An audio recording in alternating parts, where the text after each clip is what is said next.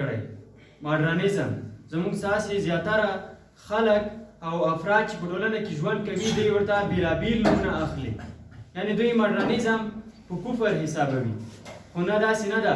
ماډرنیزم د اسلام له نظره داسې تعریف شوی چې ماډرنیزم په لغت کې نویتوب ته ویل کېږي او په اصطلاح کې د اسلامي او شرعي اصولو مطابق د انسان په ژوند کې نویتوب ته ماډرنیزم ویل کېږي. خو دلته چې هر ډول پرمختګ رامنځته کېږي دوی یې یوازې کفر ګڼي. ماډرنیزم ډولونه ډېر زیات ډولونه لري. موږ چې په ژوند کې روان اوسو دغه ټول زموږ ماډرنیزم ده. څومره چې موږ په ژوند کې مخته ځو پرمختګ کوو دغه زموږ ستاسې ماډرنیزم ده یا پرمختګ دی یا نوښت ده. راځه ما سیاسي ماډرنیزم لومړی د سیاست له ډګره چې اسلام ورته ماډرنیزم یا نوښت پکې کړی هغه د سیاسي ماډرنیزم ده.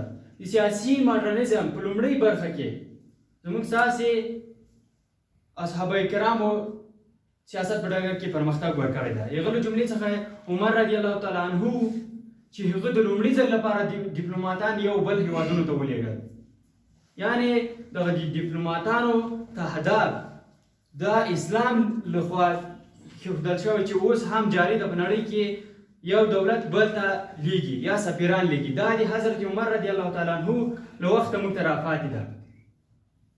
بل اقتصادي او تجارتي ماډرنیزم. اقتصادي او تجارتي زموږ تاسو ته ټول ته بهتره معلومه ده چې زموږ تاسو خوږ پیغمبر حضرت محمد مصطفی صلی الله علیه وسلم دا هم یو تجارت کوو. د به له عمانه تر مصره، د مصر څخه عمان ته د کالیو تجارت کوو. دغه تجارت به چې کله کوو نو خلک به یې دې ته هڅول چې تر څو تاسو نوښت وکړئ په دې برخه کې، تاسې راسئ دغه اقتصاد او تجارت چې موږ یې کوو نو موږ سره شریک شئ تر څو دغه اقتصاد ته پیاوړتیا وروبخو. همدارنګه د صنعت له اړخه حضرت محمد صلی الله علیه وسلم یو حدیث شریف ده چې هغه فرمایي چې داسې وخت به راسي چې زما امت به د الله جل د جهاد په لاره کې به دوی د سمندر د څپو له پاسه ځي. د دې سره سره هماغه و چې حضرت معاویه د حضرت عثمان رضی الله تعالی عنه په وخت کې کښتۍ رامنځته کړه. له دې مخکې نوح علیه السلام و چې هغه کښتۍ رامنځته کړله یا کښتۍ یې جوړه کړله.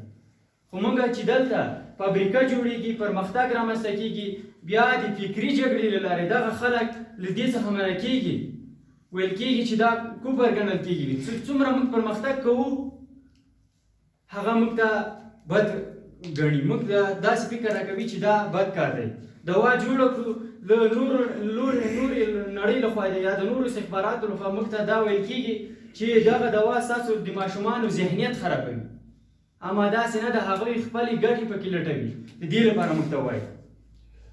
همدارنګه د صنعت په برخه کې یو بل پرمختګ حضرت محمد صلی الله علیه وسلم 2 تنه صحابه کرام عروه بن مسعود او غیلیان بن سلمه چې د سوریې عرش ښار ته یې ولېږل تر څو د سمبور صنعت رازه کړي. د سمبور یو ډول آله وه چې د رومیانو لخوا به په جګړې په ډګر کې کارول کېدل. نو دغه د جنګي وسلې د زده کړې لپاره دوی لاړل. د هغه څخه وروسته د طایف په غزا کې د فکري اړخه ماډرنیزم چې و هغه د سلیمان فارسي رضی الله تعالی عنه لخوا و چې دوی له ماډرن او نوي وسلو څخه کار پکې واخیست او د دغو نوي وسلو په واسطه یې کفارو ته ماتې ورکړه. سلیمان فارسي د خندق په غزا کې هم کله چې محمد صلی الله علیه وسلم د ټولو صحابه کرام څخه نظر اخیسته سلیمان فارسي و چې دوی دغه نظر ورکړ چې موږ به یو خندق وباسو تر څو دغه کفارو مخه د مدینې باندې چې جګړه کوله په مکه باندې جګړه کوله د دغه مخه ونیسو. نو دوی د دې په واسطه مخه ونیوله. همدارنګه د زراعت په برخه کې حافظ ابن جریر رضی الله تعالی عنه هغه به چې کله کښت به یې کوو په همدغه پټي کې چې ده به کښت پکې کوو ده به یو څه پکې کرل، دغه کې به د اوښ کوپړۍ د سر کوپړۍ به یې راواخیستله او د همدې ځمکې کې به یې ښخه کړله تر څو حاصلات ښه ورکړي. اوس هم زموږ ستاسې د زراعت اړخه دغه یو ډېر ښه نوښت ده او موږ هډوکي د حیواناتو راخلو او د نباتاتو سره یې په خوا کې کوو تر څو ښه حاصل ورکړي. دا موږ ته د پیغمبرانو او د صحابه کرام له وخت څخه پاتې دي. ولې موږ د دغو پرمختګونو څخه شاته پاتې کېږو؟